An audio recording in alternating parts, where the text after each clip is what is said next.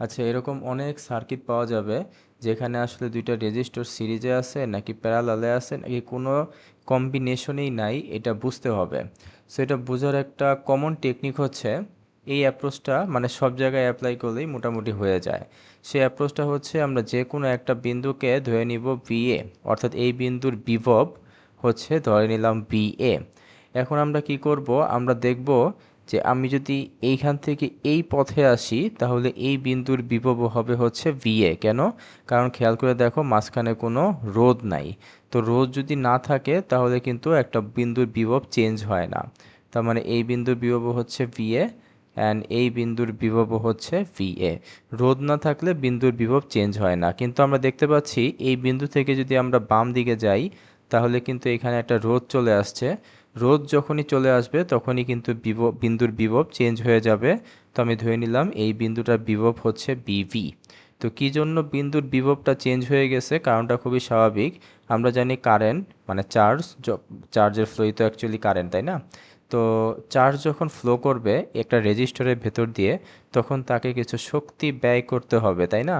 শক্তি যেহেতু ব্যয় করতে হবে, এই কারণেই এই বিন্দুর বিভব এবং এই বিন্দুর বিভব ভিন্ন ভিন্ন হবে। যাই হোক, তো আমি ধরে নিলাম এই বিন্দুর বিভব হচ্ছে বিভি। তাহলে এই বিন্দুর বিভব কত হবে? এটাও হবে বিভি, কারণ মাঝখানে কোনো রোধ নাই। তাহলে এই বিন্দুর বিভব হবে বিভি আর এই বিন্দুর বিভব হবে হচ্ছে বিভি। আমি একটু অনেকগুলা বেশি করে লিখলাম, বাট এত বেশি আসলে লেখার দরকার নাই, জাস্ট বোঝানোর জন্য আমি বেশি করে লিখছি। এখন সার্কিটটাকে আমার সিম্পলিফাই করতে হবে। তো 9 ভোল্টের যে ব্যাটারি আছে সেটাকে আমি এখানে লিখলাম।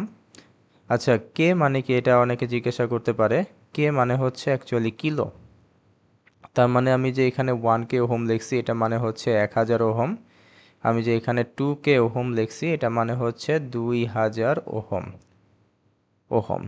এখন খেয়াল করে দেখি, আমি ধরে নিলাম যে এই বিন্দুটার বিভব হচ্ছে ভিএ এবং এই যে 9 ভোল্টের যে নেগেটিভ টার্মিনাল আছে তার এই প্রান্তটাকে আমি বিভি ধরছি। তার মানে আমার এই প্রান্তটাকে ধরতে হবে হচ্ছে বিভি। ওকে।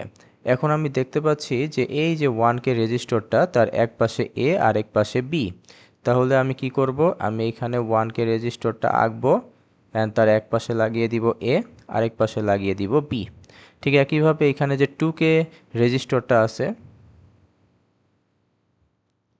তার এক পাশে হচ্ছে এ এবং আরেক পাশে হচ্ছে বি। কিভাবে? এই যে 2K-র এক পাশে হচ্ছে এ এবং আরেক পাশে হচ্ছে বি। তো এইভাবে আমাদের সার্কিটটাকে সিম্পলিফাই করতে হয়।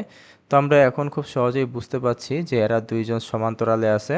আর সমান্তরালে যদি থাকে তাহলে তুল্য রোধ বা ইকুইভ্যালেন্ট রেজিস্ট্যান্স কীভাবে বের করতে হয়? খুবই সিম্পল, 1/1K প্লাস 1/2K, তারপরে এখানে লিখতে হয় হোল ইনভার্স। সো এখান থেকে ক্যালকুলেট করলে নিশ্চয়ই কত আসবে, নিচে 3 উপরে 2K। সো এত ওহম আসবে আমাদের ইকুইভ্যালেন্ট রেজিস্ট্যান্স।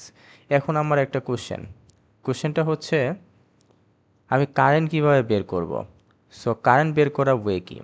আমি এই তারে কারেন্ট বের করতে চাই, এই তারে কারেন্ট বের করতে চাই, এই তারে এবং এই তারে আমি কারেন্ট বের করতে চাই। সেই কারেন্ট আমি কিভাবে বের করব, এটা কোশ্চেন রইল তোমাদের কাছে।